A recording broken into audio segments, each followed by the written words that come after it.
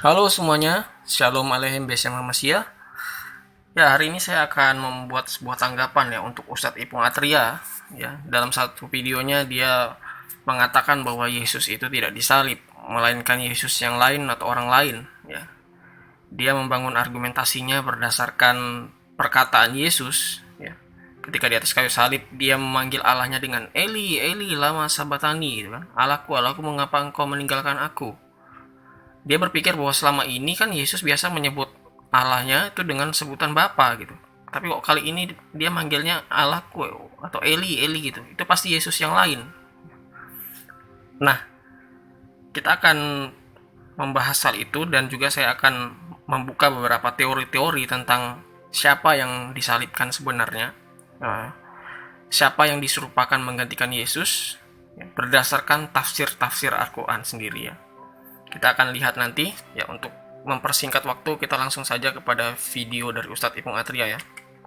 Sekarang ini begini, banyak sekali mu'alaf yang merasa setelah masuk Islam dia merasa ditinggal oleh Yesus, merasa merasa kehilangan Yesus. Apakah Mbak Stefani juga merasa seperti itu? Enggak. Alasannya? Karena saya pernah baca ada satu ayat di Alkitab itu, di mana di situ Yesus itu berdoa. Di situ saya berpikir, loh, kenapa kalau katanya Tuhan tapi masih berdoa? Dan di ayat itu berdoanya itu kayak manggil Allah, Allah. Matius pas di Alkitab setebal itu, Mbak. Bible setebal itu, mulai dari depan sampai belakang. Yesus tidak pernah menyebut nama Tuhannya dengan sebutan Eli. Dia tidak pernah memanggil nama Tuhannya dengan sebutan Allah. Yesus baik senang, suka, duka, gembira, sedih, bahagia, lapar, kenyang, haus, dalam kondisi marah, dalam kondisi istirahat dan sebagainya. Yesus selalu berdoa memanggil Tuhannya dengan sebutan apa kira-kira? Lira. Di dalam Alkitab setebal itu, Yesus selalu memanggil Tuhannya dengan sebutan Bapa. Tidak pernah Yesus memanggil sebutan Allah. Kok tiba-tiba ia disalib, ia dibunuh, tiba-tiba memanggil Tuhannya dengan sebutan Eli, Allahku. Ini kan aneh. Iya. Nah, itu berarti bukan Yesus. Itu Yesus yang lain.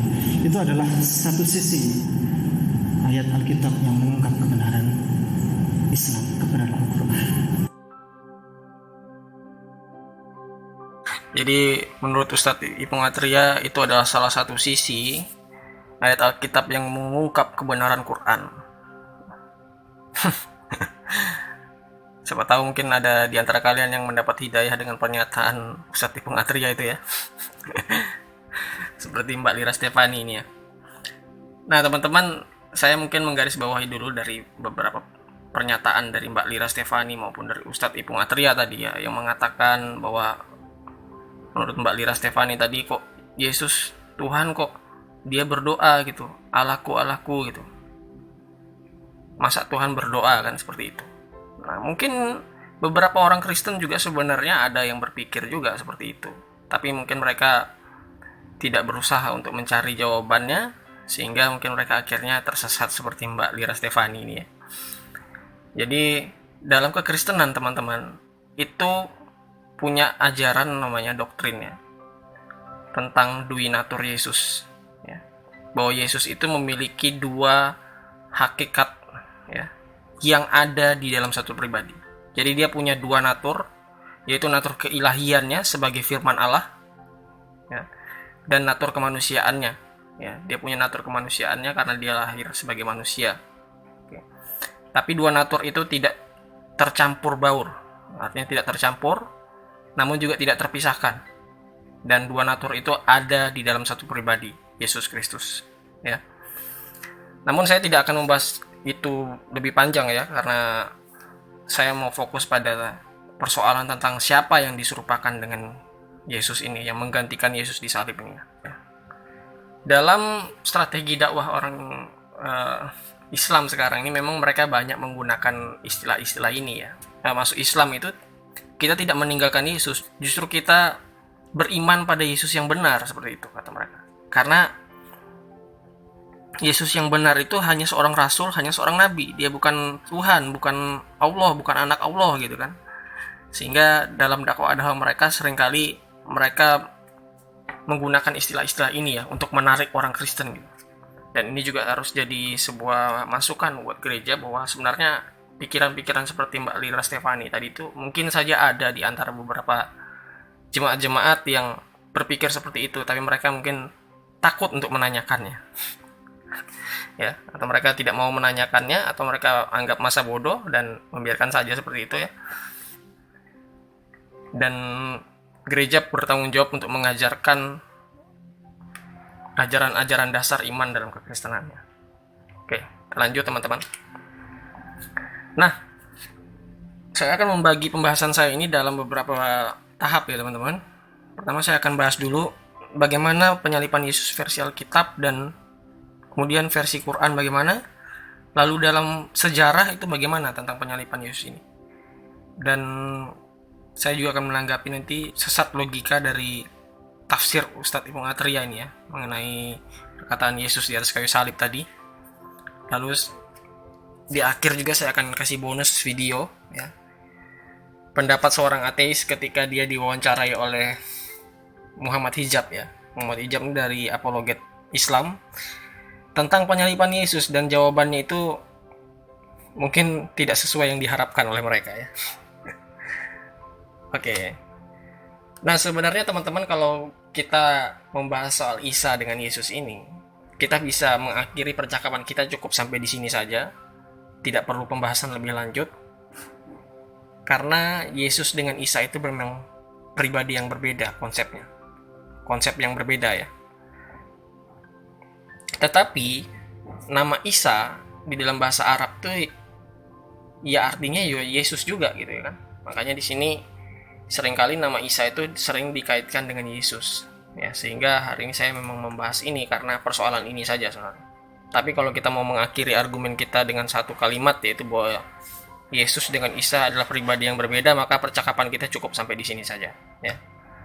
Bahkan sebenarnya nama Isa ini sudah dipakai oleh orang Kristen sebenarnya pra-Islam ya. Sebelum Islam ada, orang-orang Kristen Arab ya sudah menggunakan nama Isa ini untuk merujuk pada pribadi Yesus Kristus.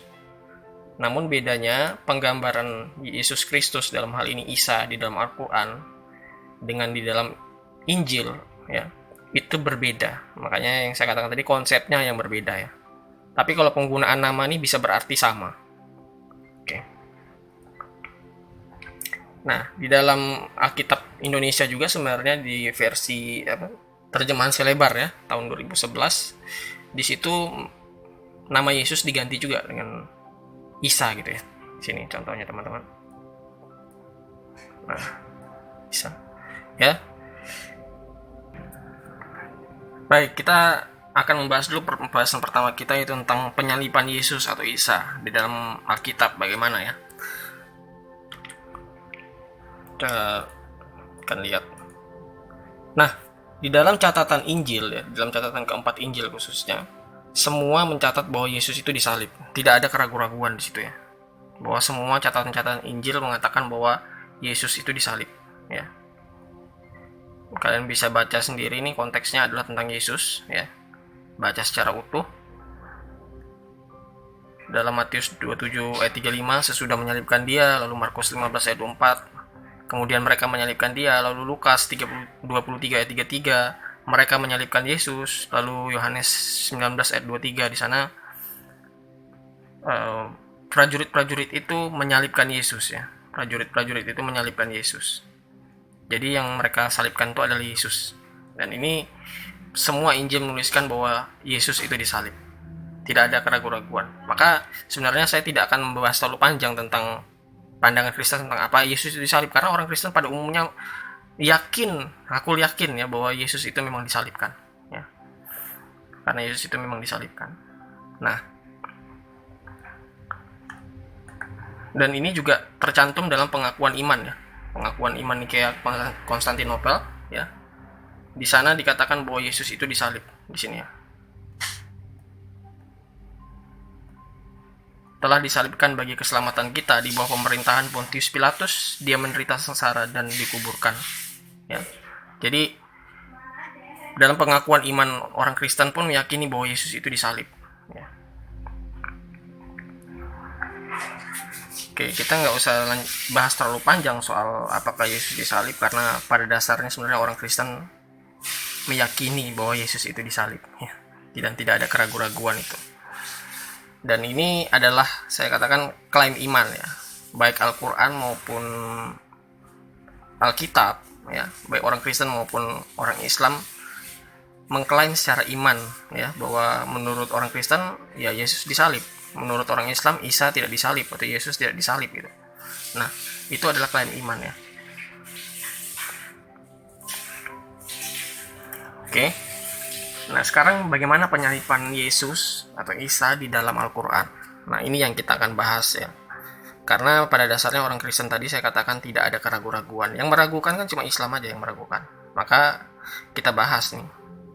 Ya.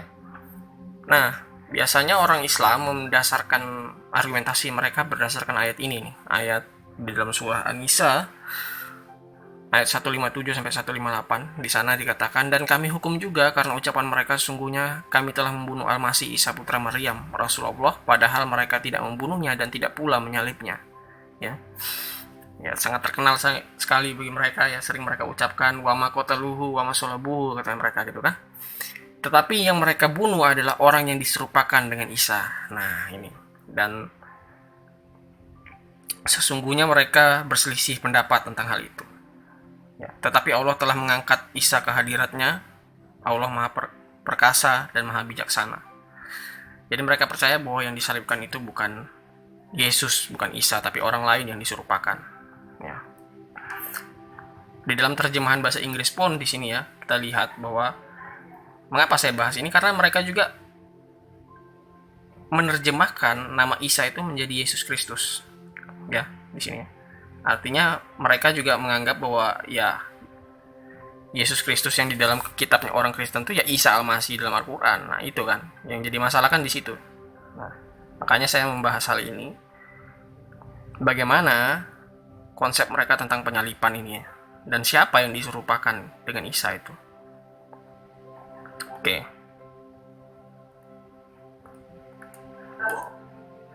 Nah, di dalam Quran Kemenak nih ya, Quran terjemahan Kemenak, di catatan kakinya dia menuliskan di sini bahwa ayat ini merupakan bantahan terhadap anggapan Ahlul Kitab ya. Alkitab itu maksudnya orang Yahudi dan Nasrani, orang Kristen ya, bahwa Nabi Isa meninggal di tiang salib ya. Bahkan nanti saya akan tunjukkan terjemahan tafsiran mereka, bahwa mereka menggunakan ayat Alkitab ini untuk memperkuat tafsiran mereka gitu ya. Kemenak lagi nih yang mengutip. Oke. Kita next dulu. Nah, ini tafsir yang ada di website Kemenak ya teman-teman. Bahwa tafsir Wajiz di sini dia tidak menyebutkan nama siapa yang menggantikan ya. Dia tidak menyebutkan namanya. Tetapi pada intinya bahwa mereka percaya bahwa yang disalibkan itu bukan Isa, jadi orang yang diserupakan. Tapi di tafsir Tahlili di sini dia menyebutkan yang disalibkan itu adalah Yudas Iskariot ya, salah seorang dari 12 murid Yesus ya.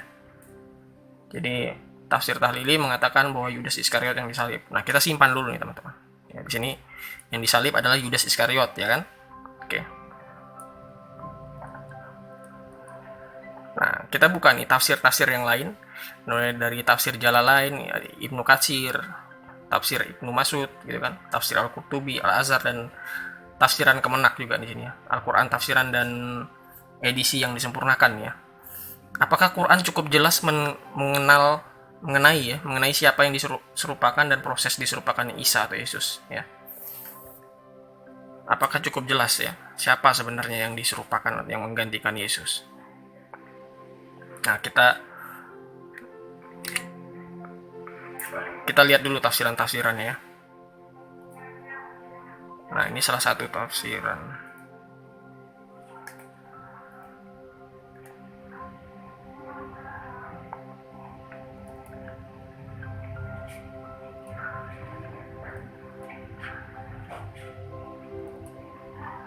Nah, kita lihat nih tafsiran-tafsiran dari Islam ya.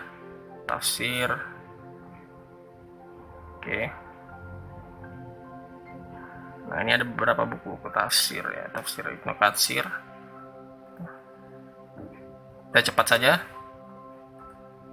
Ya, kita mulai dari yang pertama, itu tafsiran dari Kemenak ya, dari Kemenak, Kementerian Agama Republik Indonesia.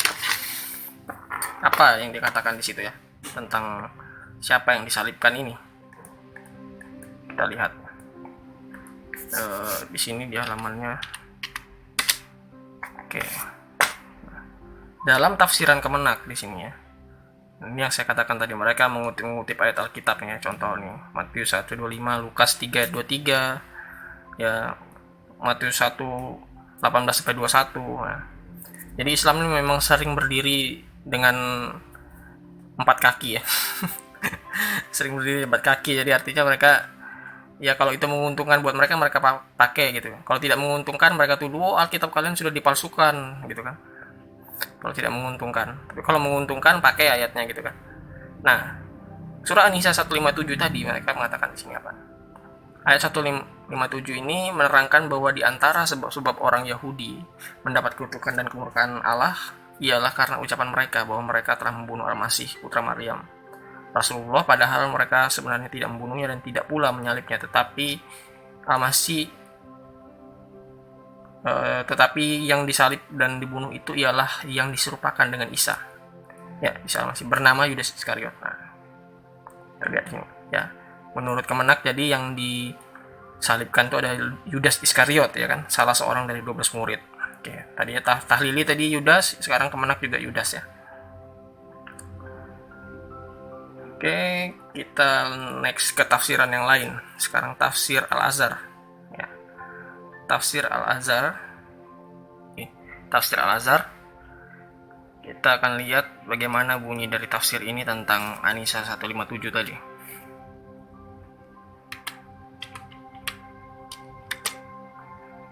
Oke. Dalam tafsir Al-Azhar, saya perbesar dulu biar agak kelihatan. Ya. Nah, ini tentang ya Nabi Isa tidak mati disalib ya. Oke. Siapa sebenarnya yang di sini yang disebutkan? Nah, ini dia. Ya, kita lihat di sini. Bahkan dalam riwayat-riwayat yang dinukil oleh ahli tafsir Islam sendiri, dalam menafsirkan ayat ini pun masih nampak gambaran dari syak atau keraguan-raguan ya, dan kebimbangan ini sebab mereka menerima riwayat-riwayat dari orang-orang Yahudi dan Nasrani yang masuk Islam. Jadi ini bukan saksi mata ya. Jadi yang meriwayatkan tentang penyaliban Yesus ini bukan saksi mata, melainkan orang yang hidup 600 tahun kemudian dari peristiwa, dan mereka memberi kesaksian tentang siapa yang mati disalib itu ya. Satu riwayat yang dinukil oleh Ibnu Jarir menyatakan bahwa Isa disamakan kepada Yudas itu sendiri ya. Sehingga dialah yang tertangkap dan dialah yang disalib. Nah, jadi tafsir Al-Azhar mengatakan bahwa yang disalib itu adalah Yudas. Terlalu tebal ya. Yudas. Oke, kita lanjut ke tafsir yang lain. Sekarang kita ke tafsir dari Ibnu Mas'ud. Nah, Ibnu Mas'ud ini siapa? Ini adalah sahabat Nabi ya. Sahabat Nabi yang masih berdekatan dengan Nabi ya. Tafsir Ibnu Mas'ud.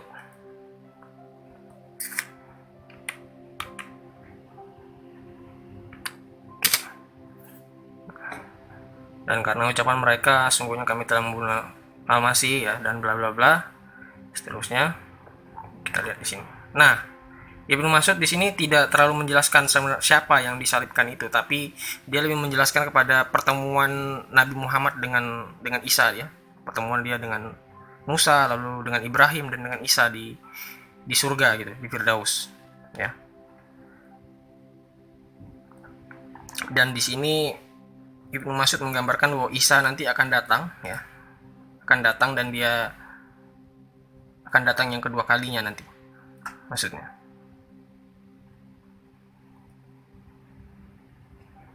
Dan akan ada muncul Ya'juj dan Ma'juj di sini ya. Kalau menurut Islam, jadi dalam tafsiran ini tidak ada disebutkan nama ya, tidak disebutkan kayak nama, kayaknya nggak ada di sini. Jadi disebutkan siapa yang menggantikan itu sebenarnya siapa gitu, siapa yang disalibkan. Tapi pada intinya mereka mengatakan bahwa yang disalibkan itu bukan Isa gitu, tapi tidak tahu siapa yang diserupakan itu ya. Nah, kita sekarang masuk ke tafsirnya At-Tabari aja. Oke, kita lanjut ke tafsir At-Tabari ya. Tafsir dari At-Tabari, surah An-Nisa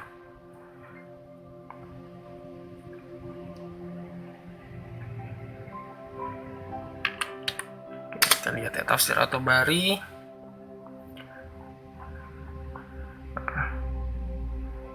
takwil tafsirannya. Nah, At-Tabari di sini mengatakan bahwa para ahli tafsir berbeda pendapat dalam menakwilkan lafaz sifat penyerupaan ya, mengenai sifat penyerupaan atau siapa yang diserupakan ya bagi kaum Yahudi dalam perkara Nabi Isa. Jadi sebagian berpendapat bahwa ketika orang Yahudi mengepung Nabi Isa dan para sahabat beliau, mereka tidak mengenal dengan baik bentuk Nabi Isa itu sendiri, karena para sahabat Nabi Isa yang bergabung dan bersama Nabi Isa semuanya berubah. Nah, jadi dalam hal ini mereka mengatakan bahwa ketika prajurit-prajurit itu mau menangkap si Nabi Isa ini, semua murid-muridnya, para Hawariyin ini diubah mukanya gitu kan, diubah mirip sama Nabi Isa semua. Akhirnya mereka nggak bisa tahu siapa sebenarnya yang Nabi Isa yang sebenarnya gitu kan. Akhirnya ya mereka dirubah semuanya dan menyerupai Nabi Isa, dan mereka hendak mereka bunuh ya salah seorang sahabat yang berada di rumah keluar, lalu mereka membunuhnya, dan mereka menyangkakan ya bahwa yang mereka bunuh itu adalah Isa. Jadi mereka pikir yang mereka bunuh itu adalah Isa gitu. Nah, mengenai bagaimana dibunuh, apa waktu keluar langsung dibunuh atau keluar ditangkap terus disalib, kan di sini nggak dijelaskan seperti itu ya. Tapi dalam tafsir ini intinya semua orang yang bersama-sama dengan Isa diubah mukanya, murid-muridnya itu, lalu salah satu ditangkap dan dibunuh gitu ya. Nah, riwayat yang lain juga yang mirip dengan itu, Ibnu Humaid menceritakan kepada kami, ia berkata, Yakub Al-Kumi menceritakan kepada kami, dan Harun bin Antara dan seterusnya bla bla bla. Nabi Isa datang bersama 17 orang sahabatnya, jadi ada 17 Hawariyin ya, 17 murid, kemudian masuk ke dalam sebuah rumah. Beberapa saat kemudian mereka terkepung di dalam rumah tersebut ketika kaum Yahudi memaksa masuk untuk menemui Nabi Isa dan para sahabatnya. Allah merubah semua bentuk sahabat Nabi Isa tadi menjadi bentuk Nabi Isa, jadi sama ya, intinya bahwa dirubah bentuknya ya.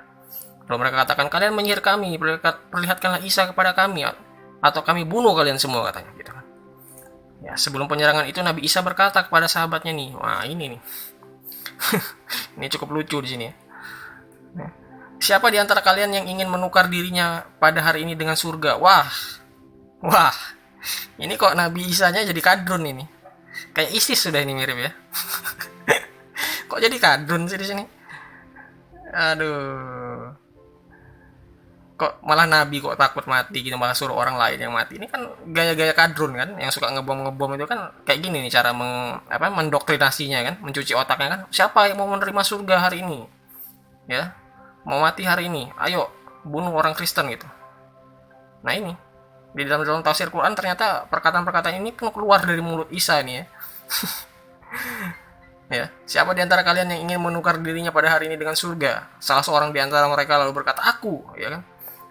Aku keluar menemui mereka. Laki-laki itu pun berseru kepada kaum Yahudi, akulah Isa, ya. Padahal Allah telah merubah bentuknya menjadi bentuk Nabi Isa, ya. Mereka lalu menawan, membunuh, dan menyalibnya. Oke. Jadi yang disalib itu adalah salah seorang murid. Ya, kita nggak tahu siapa di situ, muridnya siapa. Intinya ada seorang murid yang menyerahkan diri untuk diserupakan dengan Isa, lalu dia ditangkap ya. Nah, oke. Ini dalam tafsir At-Tabari ya, At-Tabari. Kaum Nasrani pun beranggapan demikian, bahwa orang yang terbunuh itu adalah Isa AS, padahal sejak hari itu Allah telah mengangkatnya ya. Ini tafsir At-Tabari. Nah, sekarang kita lihat tafsir dari Al-Qurtubi ya. tafsir Al-Qurtubi. Di sini surat An-Nisa ya. Oke, perbesar dulu teman-teman.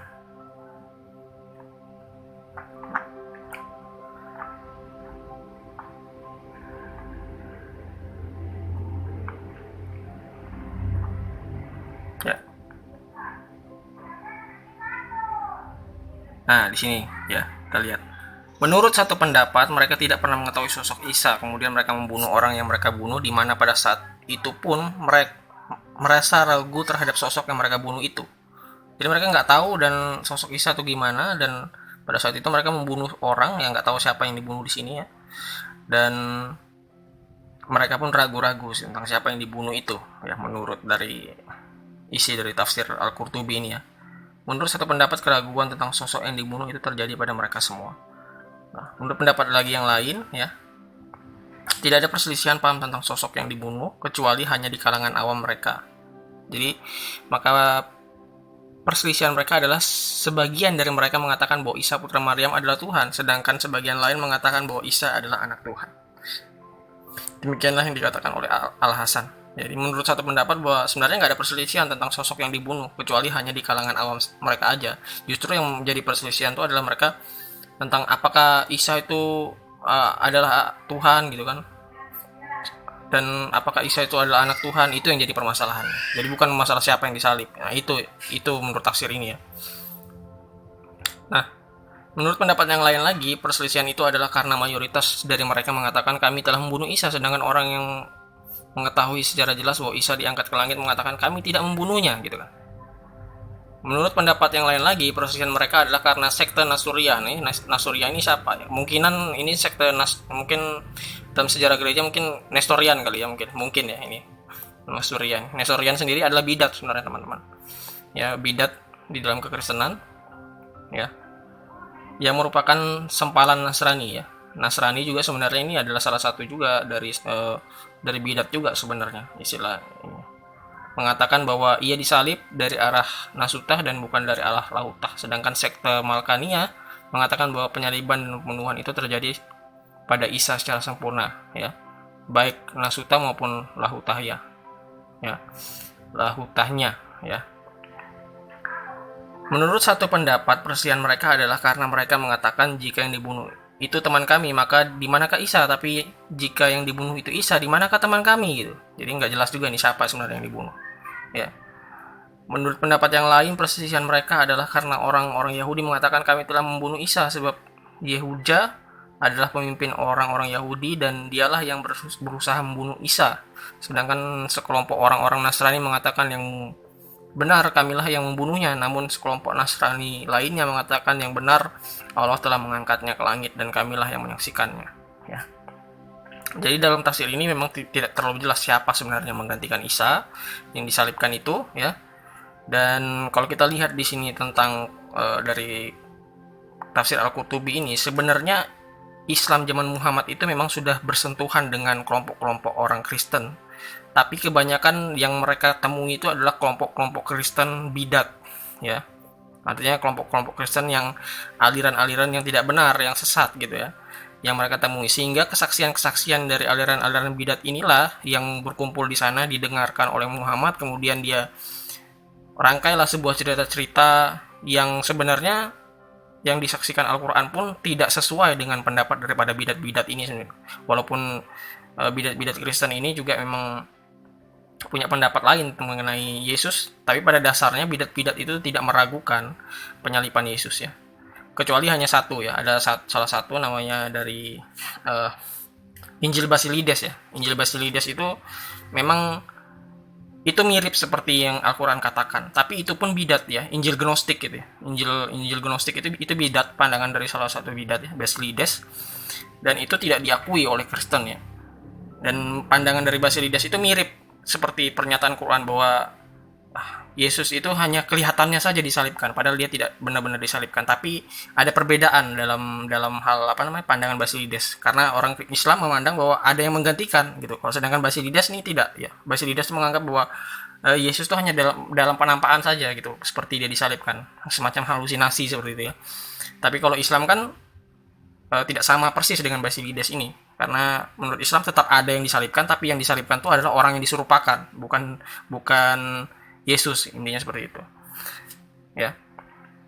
Hanya itu saja sebenarnya di dalam kekristenan, salah satunya yang tidak percaya bahwa Yesus itu benar-benar disalib ya, hanya Basilides itu saja ya, dan itu pun adalah Injil Gnostik ya, dan itu ditolak oleh gereja dan dianggap sebagai bidat.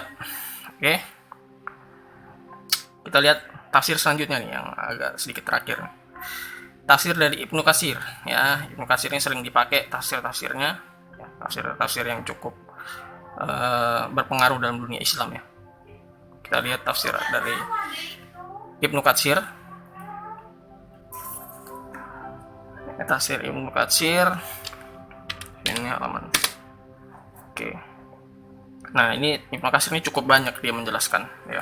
Cukup agak lengkap sedikit. Kalau penjelasan dari Ibnu Katsir ini tentang pendapat-pendapat siapa yang disalibkan itu agak sedikit banyak.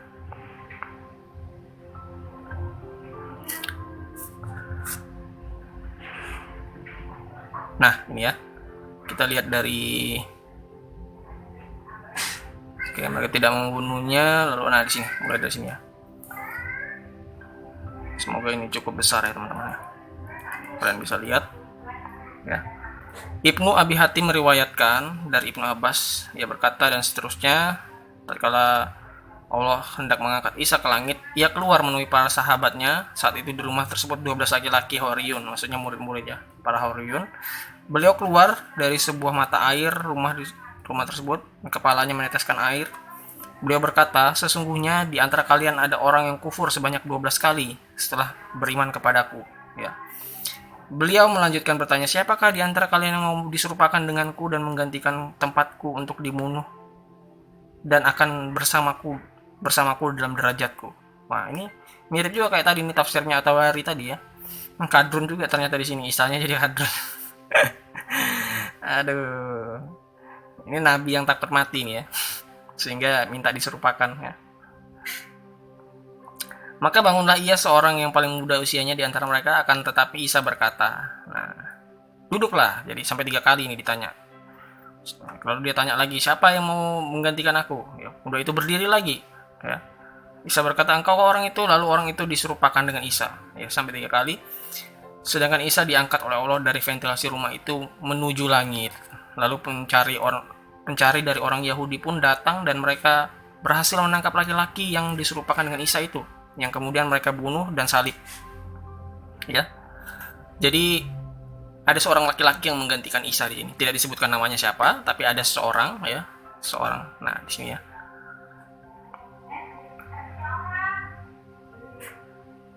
Oke. Nah, sekarang selanjutnya di sini. Demikianlah pula yang diceritakan oleh banyak ulama salaf bahwa Isa memang berkata kepada kaum Horiyun, siapakah di antara kalian yang mau diserupakan denganku dan bersedia menggantikan aku untuk dibunuh dan ia akan bersamaku di dalam surga. Nah, ini tawaran-tawaran kadrun ya, menawar-nawarkan surga yang dijanjikan ya. Padahal pemimpinnya sendiri takut mati gitu ya. Dan pemimpinnya menjanjikan surga dengan 72 bidadari, sedangkan pemimpinnya sendiri nggak mau mati gitu. Nah, Isa yang di sini Isa kadrun ini jadinya Isanya. Itulah yang saya katakan tadi bahwa konsepnya berbeda ya. Walaupun nama bisa sama, tapi konsepnya berbeda. Ya. Ibnu Jarir memilih berpendapat bahwa yang diserupakan dengan Isa itu adalah seluruh sahabatnya. Jadi mirip dengan yang sebelum-sebelumnya bahwa seluruh sahabat diserupakan, lalu salah satu orang ditangkap menyerahkan diri dan dialah yang disalib seperti itu kan. Nah, ini tafsiran ya beberapa pendapat-pendapat ya.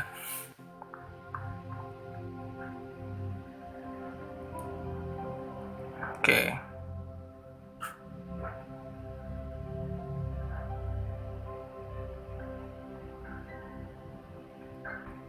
Nah, saya akan merangkum beberapa pendapat ya mengenai siapa yang diserupakan dengan Isa itu ya di dalam buku ini tadi teman-teman ya. Kisah tentang para nabi dan rasul ini ya. Kita lihat dulu sebentar ya.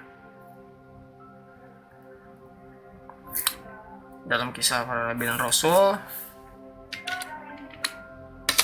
ya, di sana kisah pengangkatan Isa ke langit ya. Sebenarnya di sini banyak sekali pendapat-pendapat ya. tapi saya akan rangkum saja ya. Ada yang bilang di sini yang menggantikan seorang pemuda ya, lalu ya di sini ya.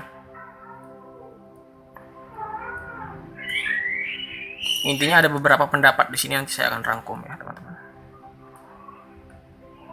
Ya, dalam kisah para nabi ini mengenai siapa yang diserupakan. Ya.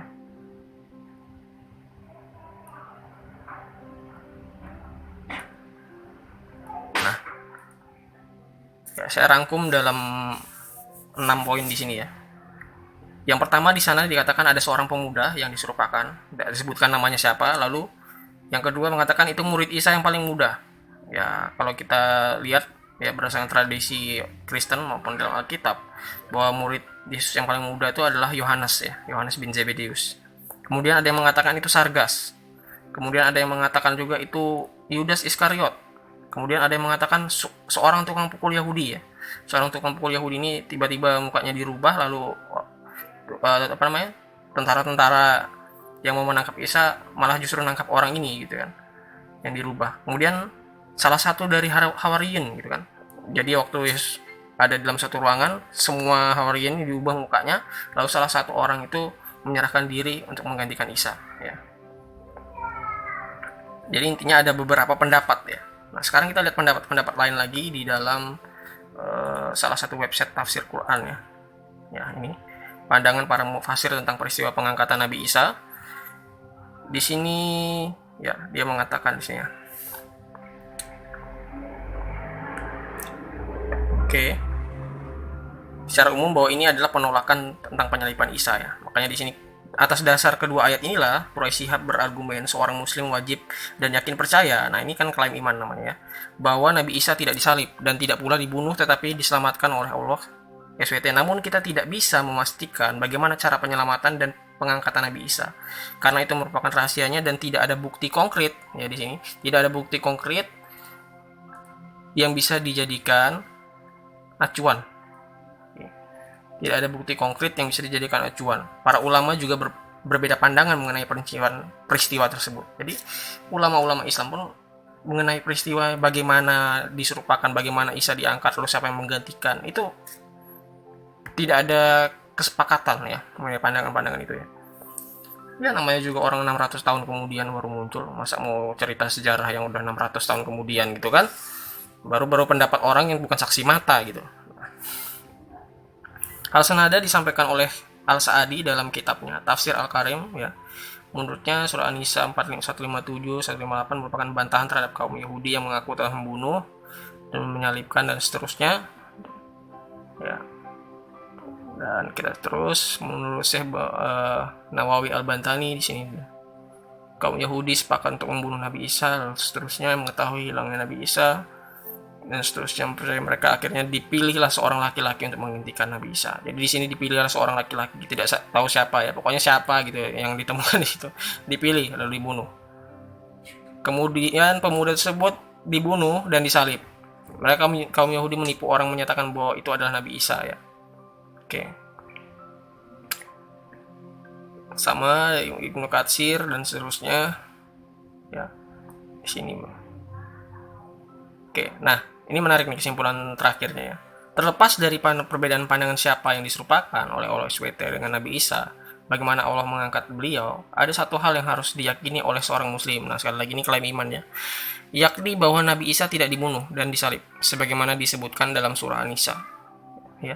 Adapun perincian bagaimana peristiwa pengangkatan Nabi Isa hanya Allah SWT yang mengetahuinya dan tidak perlu diperdebatkan. Dalam konteks kerukunan beragama, berkenaan pandangan ini, umat Islam tidak boleh memaksa pendapat kepada kaum Kristiani bahwa Nabi Isa tidak disalib sebagaimana anggapan mereka, sebab tindakan tersebut dapat mencederai kerukunan bermasyarakat. Kita cukup menyebutkan bahwa dalam ajaran Islam, khususnya dalam Al-Quran, Nabi Isa diangkat oleh Allah SWT dan tidak dibunuh dan tidak pula disalib. Ya wallahu alam. Ya.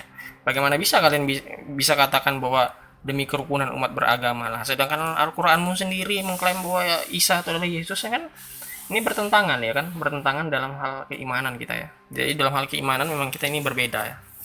Dan dalam kerukunan umat beragama itu bukan keimanannya yang disamakan, tetapi kita bisa bersama-sama dalam kemanusiaan saja ya. Kemanusiaannya kita bisa bersama-sama, bisa saling menolong, tapi dalam hal keimanan memang kita berbeda pandangan ya. Jadi tidak perlu kita paksakan untuk disamakan. Oke, kita balik ke sini teman-teman ya. Nah, jadi teori-teori tentang penggantian tadi itu sebenarnya tidak ada satupun orang yang yakin tentang siapa yang menggantikan Isa ya. Pendapatnya banyak gitu kan. Jadi yang sebenarnya ragu-ragu ini siapa sebenarnya? Yang ragu-ragu tentang yang disalib ini siapa gitu ya. Kita patut bertanya kembali ini sebenarnya yang ragu-ragu itu siapa? Apakah orang Kristen atau Islam yang ragu-ragu tentang siapa yang disalib itu gitu loh. Nah, mengenai teori substitusi itu bertentangan dengan Al-Qur'an sendiri ya. Karena di ayat-ayat yang lain di situ ya. Dan akhirnya ini nanti akan memunculkan beberapa pendapat juga dari kalangan Islam mengenai hal siapa yang digantikan. Apakah Yesus atau Isa tadi benar disalib? Ada yang berpendapat bahwa ya memang disalib. Nah, ya. Tapi kebanyakan dari pandangan Islam Ahlus Sunnah wal Jamaah kebanyakan memandang bahwa tidak disalib gitu kan. Nah, berdasarkan ayat-ayat yang lain tentang Isa, apakah dia mati atau tidak, apakah dia disalib atau tidak. Di ayat surah Maryam ya, ayat 33 di sana dikatakan, dan kesejahteraan semoga dilimpahkan kepadaku pada hari kelahiranku, pada hari wafatku, ya, pada hari aku mati, maksudnya, dan pada hari aku dibangkitkan hidup kembali, ya. Berarti di sini Isa itu harus mengalami kelahiran, wafat, dan hidup kembali, dibangkitkan, ya. Baru dia naik nanti, baru dia diangkat, gitu kan? Itu kalau kita lihat ya, berdasarkan ayat-ayat ini. Nah, menurut ayat-ayat ini pun akhirnya para ahli tafsir, para penafsir Quran pun berbeda pendapat mengenai hal itu ya. Next nih ya. Kenapa bertentangan? Ya, dalam surah Ali Imran ayat 55 di sana dikatakan, "Ingatlah ketika Allah berfirman, wahai Isa, aku mengambilmu dan mengangkatmu kepadaku," ya. Kata mengambilmu di sini sebenarnya kalau di dalam bahasa Arab aslinya itu adalah mutawafika ya. Dan ini sering artinya mewafatkan kamu, mematikan kamu. Ya, aku akan mematikan kamu, akan mewafatkan kamu. Jadi Isa itu mati, gitu ya kan? Dan kemudian baru diangkat. Nah, gitu prosesnya. Serta menunjukkanmu dari orang-orang yang kafir, ya. Jadi berdasarkan ayat-ayat ini pun beberapa pandangan dalam Islam pun berbeda mengenai apakah Isa itu disalib atau tidak kan. Jadi yang nggak sepakat itu sebenarnya orang Islam, bukan orang Kristen. Orang Kristen masih sepakat bahwa Yesus itu disalib gitu. Nah, lalu di sini ya, kita lihat di sini. Oke. Surah Al-Maidah ayat 33 ya. Di sana Allah berfirman bahwa hukuman bagi orang-orang yang memerangi Allah dan Rasul-Nya dan membuat kerusakan di bumi hanyalah dibunuh atau disalib, atau dipotong tangannya dan kaki mereka secara silang, atau diasingkan dari tempat kediamannya, yang demikian itu kehinaan bagi mereka di dunia, dan di akhirat mereka mendapat azab yang besar. Jadi orang yang melawan Allah dan Rasulnya itu harus dibunuh dan atau disalib ya. Dalam catatan kaki di sini katakan memotong tangan kanan atau kaki kiri, dan kalau melakukan kejahatan lagi dipotong lagi ya. Ya, tangan kiri dan kaki kanannya. Jadi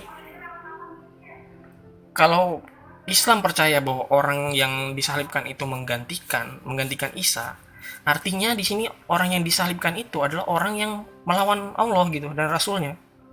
Pertanyaannya apa salahnya itu orang sehingga dia harus menggantikan Isa disalib gitu? Nah, ya apa salahnya orang itu sehingga dia harus menggantikan Isa untuk disalib? Karena menurut Islam kalau orang itu disalib itu artinya orang itu adalah orang yang memerangi Allah dan Rasulnya. Apakah orang itu melawan Allah dan Rasulnya sehingga dia harus digantikan untuk disalibkan? Ya kan? Nah, ini bertentangan ya. Ini bertentangan. Apakah dia melawan Rasulnya, melawan Allah gitu sehingga dia harus disalibkan? Nah, itu yang saya katakan tadi bahwa akhirnya menurut orang Islam pun ada beberapa pandangan. Salah satunya ini Ahmadiyah ya.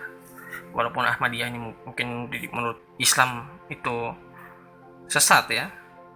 Tapi mereka berpandangan bahwa sebenarnya yang disalibkan itu memang Yesus. Namun bedanya di sini, Ahmadiyah memandang bahwa Yesus memang disalib, tapi dia tidak mati, hanya tidak sadarkan diri atau pingsan. Ya. Ini menurut Ahmadiyah ya. Lalu argumen mereka selanjutnya adalah Yesus itu pasti selamat. Karena dia pernah bernubuat bahwa dia akan memberikan sebuah tanda, yaitu tanda Yunus. Nah, kan Yunus nggak mati itu di dalam perut ikan.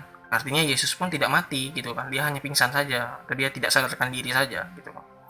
Ini argumen mereka yang berikutnya ya. Lalu doa Yesus di Taman Getsemani, dia minta keselamatan, minta pertolongan, kalau bisa cawan ini lalu daripadaku ya kan. Menurutnya Ahmadiyah ini. Artinya, apakah kalau orang yang bertakwa kepada Allah dia minta sesuatu tidak dikabulkan oleh Allah gitu kan? Kan Yesus minta tolong supaya diselamatkan gitu. Nah, ini pandangan-pandangan yang keliru ini dari Ahmadiyah ya. Tapi saya tidak akan menjawab ini secara mendetail ya. Ini hanya lewat-lewat saja ya. Kalau mau jawabannya kita akan buat satu video khusus nanti. Lalu seruan minta tolong kepada Allah di atas kayu salib ya. Eli Eli lama sabatani. Nah, menurut Ahmadiyah, apakah orang yang berseru kepada Allah tidak dibiarkan oleh Allah gitu kan? Tidak diselamatkan gitu kan? Ya, ini menurut mereka ya. Oke. Kita next. Selanjutnya ya. Menurut Ahmadiyah ya. Ada rencana penyelamatan dari Pilatus ya, karena Pilatus merasa bahwa Yesus tidak bersalah ya. Karena Pilatus merasa Yesus tidak bersalah, akhirnya mereka berspekulasi katanya gitu ya. Pilatus menyuruh para orang-orang yang menghukum Yesus itu jangan membunuh dia gitu. Nah, sehingga kaki Yesus itu tidak patah dan dia terselamatkan dari pukulan keras. Ya, itu menurut mereka ya. Lalu di sini ada darah dan air keluar waktu ditombak. Nah, menunjukkan bahwa jantung masih memompa. Ini teori ya, teori mereka bahwa menurut mereka kalau darah dan air keluar berarti harusnya kan mayat kan kalau sudah mati tidak mengeluarkan darah gitu kan. Wah, sepertinya ini masuk akal nih teman-teman ya. Sepertinya gitu kan. Tapi apakah demikian ya? Tidak benar, itu tidak benar. Ya, silahkan kalian cari sendiri apakah mayat itu kalau mati masih bisa mengeluarkan darah atau tidak. Masih bisa teman-teman. Masih bisa mengeluarkan darah. Apalagi Yesus ditombaknya di bagian mana dulu gitu kan, tombaknya ya kan. Kemudian mayat tidak mengeluarkan darah, itu menurut mereka. Lalu menurut mereka lagi, ramuan gaharu dan mur bukanlah rempah-rempah untuk membalsam orang mati, tetapi obat oles untuk luka-luka luar. Nah ini, jadi menurut mereka bahwa ramuan dikasih Yesus untuk Yesus itu rempah-rempah yang dirempahi mayatnya itu katanya atau tubuhnya itu untuk mengobati luka-luka luar gitu kan. Karena gaharu dan mur itu bukan untuk merempahi mayat, tapi untuk mengobati luka-luka luar. Kemudian Yesus itu dirawat di dalam sebuah makam. Jadi murid-muridnya mengambil mayat Yesus ya, lalu mereka rawat di sebuah makam yang besar. Di situ mereka mengobati ya, mereka mengobatinya. Oke. Next ya. Nah, lalu mereka juga berkata bahwa Yesus itu setelah dia sehat kembali, dia pergi ke Kashmir, India. Ya. Dia pergi ke India, ini karena Ahmadiyah ini dari India ya. Yesus ada di dalam kitab kuno Hindu dan Buddha, mereka katakan bahwa dia pernah ke India. Ya, makam Yesus ditemukan di Kashmir dengan tertulis nama Yus Asaf dan dikaitkan dengan nama Yesus. Nah, kalian bisa baca di sini. Ini spekulasi mereka bahwa Yesus pernah ke India ya. Ya.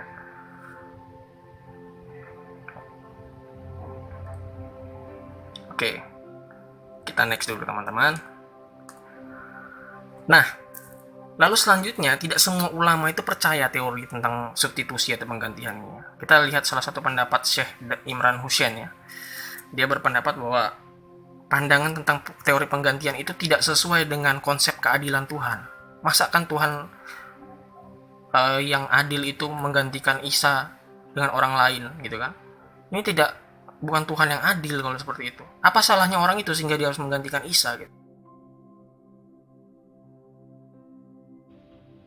People, I really feel pity for these people who are so dangerously misguided, and they would not listen. I know they're not deaf, dumb, and blind. Who declare, without a shred of evidence to support it, that the Lord God, wa na'udhu billahi min hadha. I fear to even repeat what these people believe. It's so dangerously false. It's a load of rubbish. I'm sorry for this language of the mind, but what else can I do to wake them up? They are saying. It doesn't matter how many of them they are doing it. And no matter how many hadiths they have to support them. They say that the Lord God did something sinful and unjust. That's what they say. That he caused someone who never ever claimed to be the Messiah, that innocent man, innocent of never having claimed to be the Messiah, and the Lord God caused that man to assume the appearance of the Messiah, Jesus, the Son of Mary, and that innocent man was crucified in place of the Messiah. On Judgment Day, you will have a pitiful place. I pity you on Judgment Day. I'm warning you and warning you and warning you with this rubbish, because you are accusing the Lord God of an act of injustice. Don't you have any sense in your head other than peanuts? Sorry that I have to be so agitated. I'm sorry, but this is so dangerous. You are accusing the Lord God of an act of injustice with this rubbish, this theory of substitution. Ya, jadi salah satu ulama pun beberapa ya tidak sepakat dengan teori substitusi atau penggantian ini. Jadi sebenarnya yang meragukan Isa disalib itu sebenarnya, yang tidak sepakat atau yang ragu-ragu tentang siapa disalib itu sebenarnya bukan orang Kristen, ya. Tapi kalian sendiri yang meragukan itu gitu. Karena pendapat kalian pun berbeda-beda gitu, ya. Pendapat kalian pun berbeda-beda, ya. Lalu di sini tokoh Islam liberal, ya. Ulil Absar Abdallah di sini contohnya. Dia pernah membuat satu tulisan-tulisan yang kemudian dijadikan sebuah puisi, ya, namanya puisi Paskah namanya. Di sini cukup menarik ya. Dalam puisi Paskah ini bahwa orang Islam liberal seperti Ulil Absar Abdallah ini mengakui bahwa Yesus itu disalib, ya. Yesus itu disalib. Itu fakta sejarah, ya. Jadi itu fakta sejarah dan mereka mengakui hal itu. Ia yang rebah di pangkuan perawan suci, bangkit setelah 3 hari, melawan mati. Ia yang lemah menghidupkan harapan yang nyaris punah. Ia yang maha lemah, jasadnya menanggungkan derita kita. Ia yang maha lemah, deritanya menaklukkan raja-raja dunia. Ia yang jatuh cinta pada pagi setelah dirajam nyeri. Ia yang tengadah ke langit suci, terbalut kain merah kirmizi. Oh, cintailah aku. Mereka bertengkar tentang siapa yang mati di palang kayu. Aku tidak tertarik pada debat ahli teologi. Darah yang mengucur itu lebih menyentuhku. Saat aku jumawa dengan imanku, tubuh nyeri yang tergeletak di kayu itu terus mengingatkanku. Bahkan ia pun menderita bersama yang nista.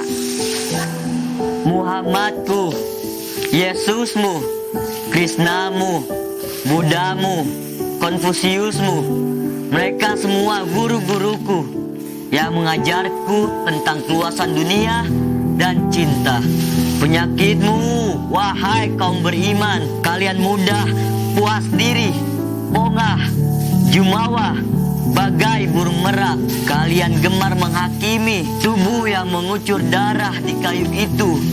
Bukan burung merak, ia mengajar kita tentang cinta untuk mereka yang disesatkan dan dinista. Penderitaan kadang mengajarimu tentang iman yang rendah hati. Huruf-huruf dalam kitab suci kerap membuatmu merasa paling suci. Yesusmu adalah juga Yesusku. Ia Ia telah menebusku dari iman yang jumawa dan juga tinggi hati. Ia telah membuatku cinta pada yang dinista. Semoga kita semua hidup berbahagia dalam kasih Tuhan. Amin.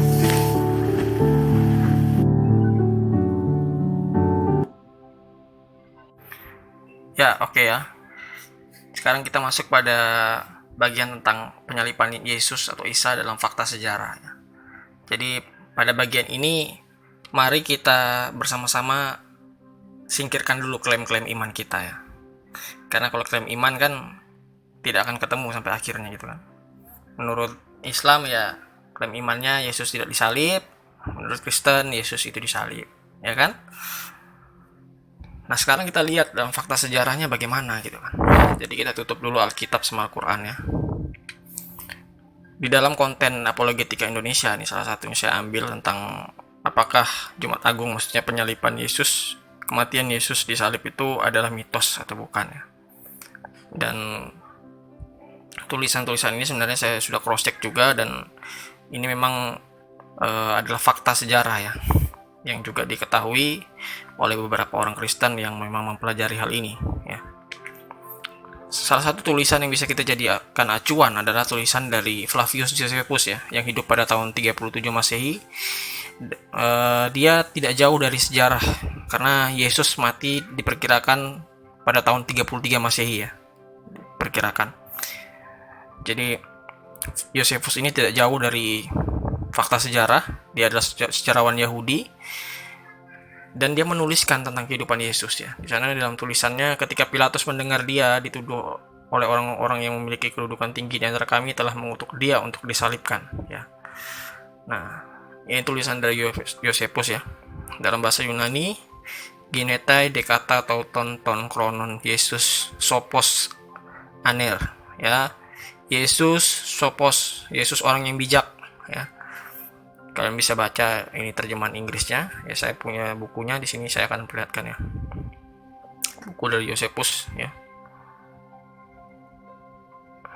Nah, di bab 18 ya, buku 18 bab 3 chapter 3 ya. Chapter 3. Nah, sedition of the Jews against Pontius Pilate. Ya, ini adalah hasutan orang Yahudi kepada Pontius Pilatus ya untuk menyalibkan Yesus. Nah, yang ketiga, nah ini di sini. Ya. Kita copy aja nih ya, teman-teman. Biar enak ya kan, kita translatekan saja. Nah, ini dia kira-kira artinya.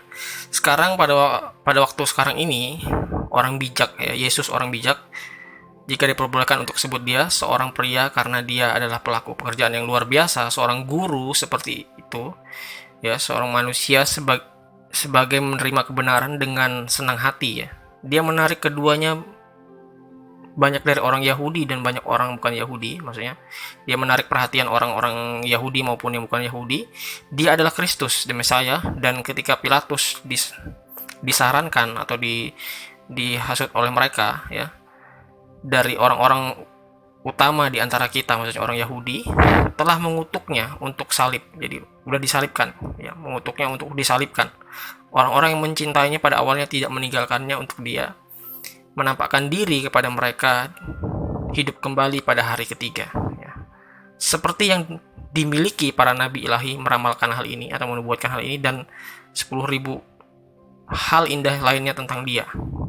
Dan suku Kristen ya, yang dinamai demikian darinya, tidak punah pada hari ini. Ini adalah tulisan Josephus ya. Walaupun mungkin beberapa ahli memperdebatkan soal tulisan-tulisan Josephus ini, tapi mereka tidak membantah bahwa Josephus memang pernah menuliskan sejarah tentang Yesus itu memang ada, dan dia adalah secara historikal Yesus itu memang ada secara sejarah ya. Ini tulisan Josephus ya. Jadi kita bisa lebih percaya kepada tulisan siapa nih ya. Kita lebih percaya pada tulisan-tulisan yang dekat dengan fakta sejarah gitu, daripada tulisan yang 600 tahun kemudian lalu orang yang meriwayatkannya pun bukan orang yang melihat fakta sejarah gitu kan. dari ini menceritakan kepada ini menceritakan kepada itu, ya kan? Padahal yang menceritakan sendiri tidak melihat fakta sejarahnya gitu, ya. Dan sangat jauh dari fakta sejarah. Hidup 600 tahun kemudian baru menceritakan, ya.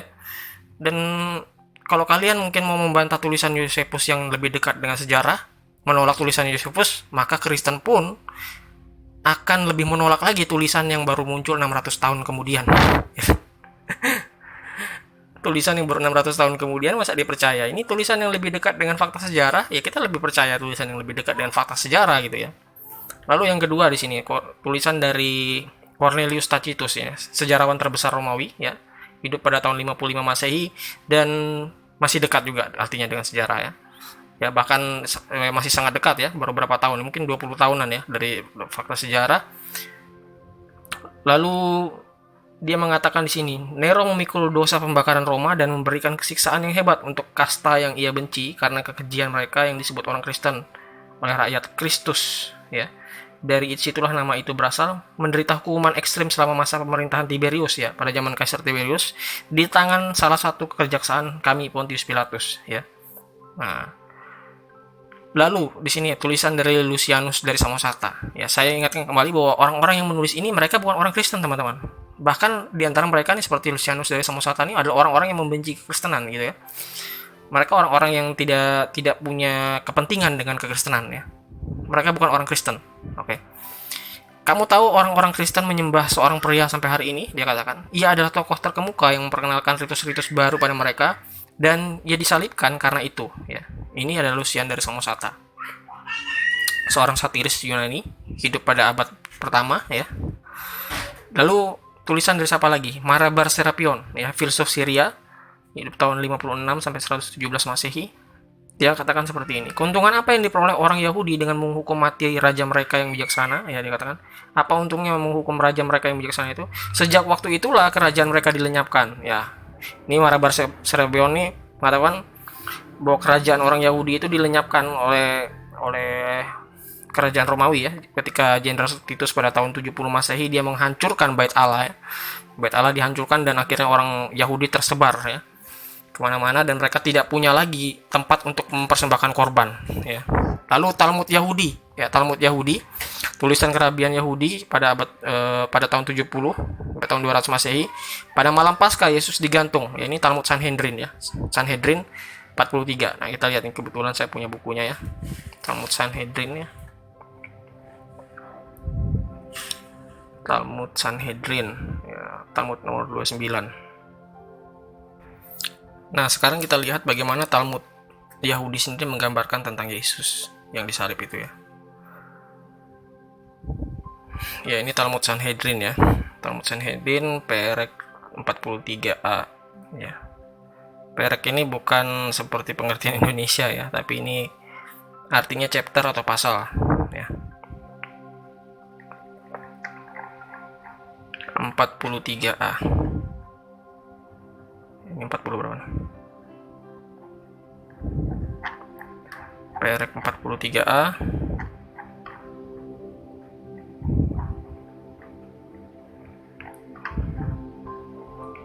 B 43a. Nah, ini di sini ya. Di sini ya. Yesus orang Nazaret. Yesus Nazaret, kita translatekan aja teman-teman. Nah, ini dia. Nah, apa katanya di sini?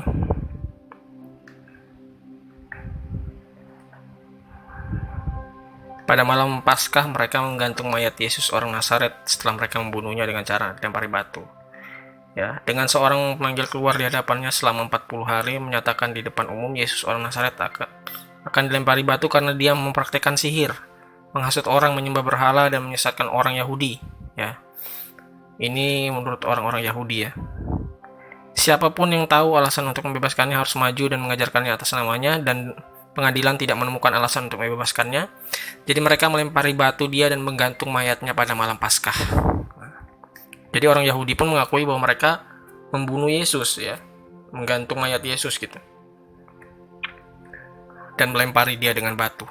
Ya, ini bisa kalian bandingkan dengan catatan Lukas 23 ayat 39, Galatia 3:13 ya. Jadi fakta-fakta sejarah memang menunjukkan bahwa Yesus itu memang mati, ya, mati disalib. Nah, kita lihat nih perdebatan antara Mike Licona dan Sabir Ali ya. Dalam perdebatan itu Mike Licona memberikan fakta-fakta sejarah bahwa Yesus itu memang mati disalib dalam catatan-catatan yang kuno yang sejaman dengan Yesus ya. Dan Sabir Ali pun tidak bisa membantah itu ya. Dia cuma mengada-ngada saja dan tidak ada bukti atau fakta bahwa yang bisa membantah bahwa Yesus itu memang mati disalibkan. In the first century, there was an author named Seneca, and he described a person on the cross as appearing sickly, deformed, and swollen with ugly welts on shoulders and chest. Likewise, Josephus in the first century referred to crucifixion as the most wretched of deaths. Now, in light of this process, the majority of the medical community today has come with a near unanimous decision that Jesus died as a result of being crucified. Now, scholars, or I should say medical professionals, differ on the actual cause of crucifixion. Nevertheless, they are still very much convinced that Jesus certainly died as a result. So, let's sum up our evidence for Jesus' death by crucifixion. First, it's multiply attested by even non-Christian sources. Second, our understanding of crucifixion and the tortures that preceded it militate against the person surviving the cross. And third is we look and we find that there's the universal professional medical opinion that Jesus died as a result. So we can see that the evidence, both historical and medical, indicates that Jesus was crucified and that this process killed him. Jadi pada kesimpulannya bahwa kematian Yesus itu adalah fakta sejarah ya. Kita boleh saja mengklaim secara iman ya Yesus tidak disalib atau Yesus disalib, dan faktanya memang sejarahnya mencatat bahwa Yesus memang mati disalibkan ya. Dan itu tidak terbantahkan teman-teman. Dan kalian bisa nonton video perdebatannya secara full itu di channelnya Verbum Veritatis ya. Bisa kalian tonton di sana. Kita lanjut. Nah, hari ini saya akan membongkar nih kesesatan logika dari tafsir Ustadz Ipung Atria ya, yang tadi mengatakan bahwa itu bukan Yesus yang disalib melainkan orang lain ya. Dalam videonya yang tadi ya. Yesus selalu memanggil Tuhannya dengan sebutan Bapa. Tidak pernah Yesus memanggil sebutan Allah. Kok tiba-tiba yang disalib, yang dibunuh, tiba-tiba memanggil Tuhannya dengan sebutan Eli, anakku. Itu kan aneh. Nah, itu berarti bukan Yesus. Yesus yang lain.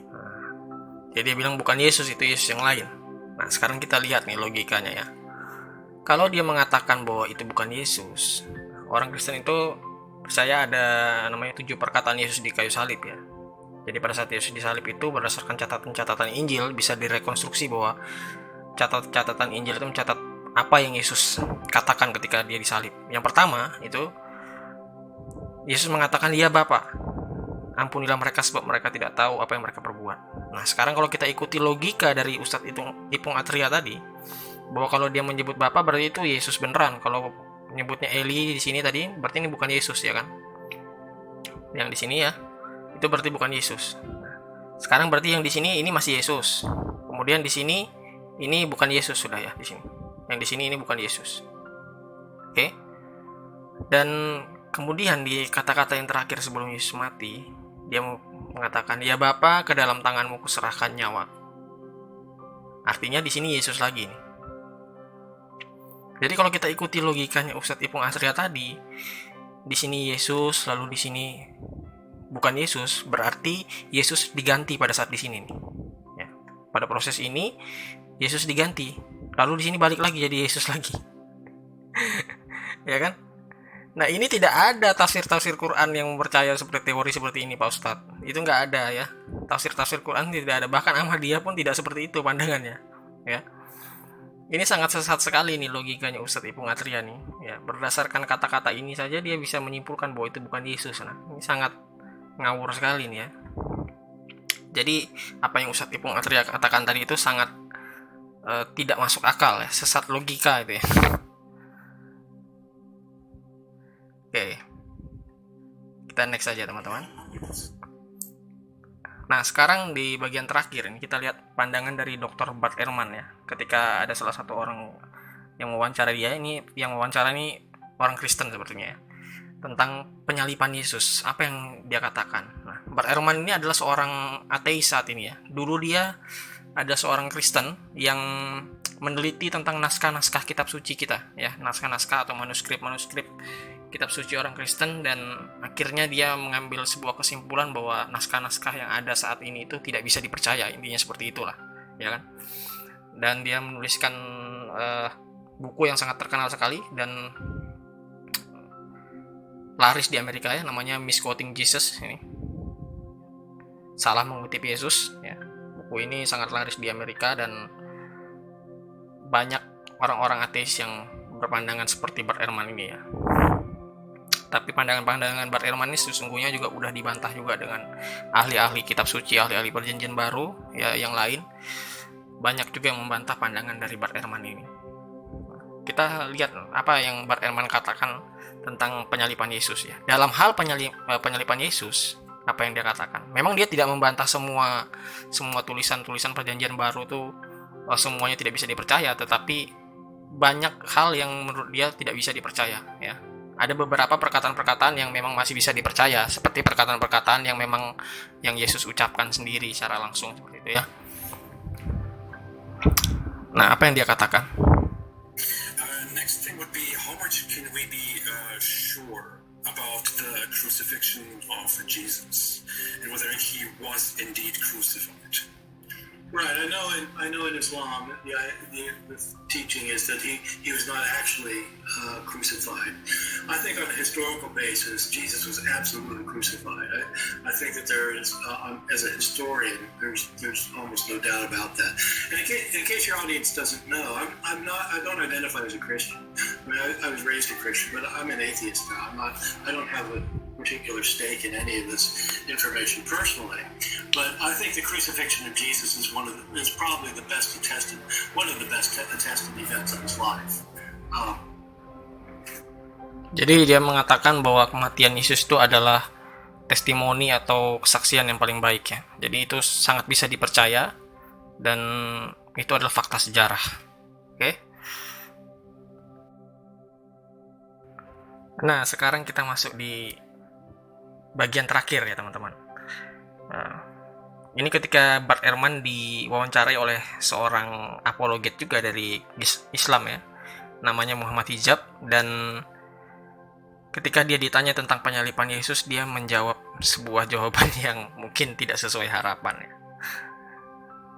Kita saksikan nih teman-teman. To be unreliable. Muslims believe in Jesus Christ. There's a lot of interest, I think, from the Muslim community, and many Muslims feel that your conclusions, your historical conclusions of who Jesus Christ is more commensurate with the Muslim idea than it is with the Christian one. I wouldn't say that they line up well with the Muslim view. I really do think Jesus was crucified and that he really was dead and buried. I'm not interested in whether Jesus was the Son of God because I don't think there's a God. And so my understanding is that your conclusion is that Jesus Christ was a messianic prophet. I think he thought that he was a son of God in the sense that he was specially chosen by God. I think Jesus really did think he was going to be the Messiah, the future king of Israel. I mean, that is, after all, why they crucified him. I think that that's historically right. You know. Hiduplah engkau denganku, hider, dengarkanlah. Ya, jadi di bagian kesimpulan ini teman-teman, saya mau katakan bahwa sebenarnya Islam sendiri yang tidak yakin tentang siapa yang disalibkan itu ya. Sesungguhnya SWT pun tidak yakin tentang siapa yang disalibkan ya. Dan Muhammad hanya mengada-ngada aja teman-teman. Karena di dalam Quran sendiri, Quran surah 3 ayat 54 ya, bunyi gini, dan mereka orang-orang kafir membuat tipu daya, maka Allah pun membalas tipu daya mereka, dan Allah adalah baik-baiknya pembalas tipu daya. Jadi Allah itu si pembuat tipu daya. Ya, jadi yang tidak yakin sebenarnya siapa yang disalibkan itu bukan orang Kristen gitu loh. Yang nggak yakin tuh ya kalian sendiri gitu, berdasarkan tafsir Quran sendiri ya, bukan kata-kata saya tuh ya. Tafsir kalian sendiri tidak yakin siapa yang disalibkan itu gitu, siapa yang menggantikan gitu kan. Dan tidak semua orang percaya teori substitusi, teori penggantian itu ya. Teori-teori Islam yang mengatakan bahwa yang disalibkan itu bukan Yesus tapi orang yang diserupakan, tidak semua orang percaya hal itu. Jadi yang tidak sepakat tentang siapa yang disalibkan itu bukan orang Kristen tetapi orang Islam. Ya. Ya. Oke. Jadi mungkin sampai di sini aja video saya teman-teman ya. Saya akan tutup video ini dan mohon dukungan kalian semua ya. Tolong like, comment, dan subscribe video saya dan bagikan kepada teman-teman yang lain jika kalian merasa ini bermanfaat ya. Jangan mau disesatkan oleh polemikus muslim ya. Ya, demikian video saya teman-teman. Kiranya ini memberkati kita semua. Tuhan Yesus memberkati. Amin.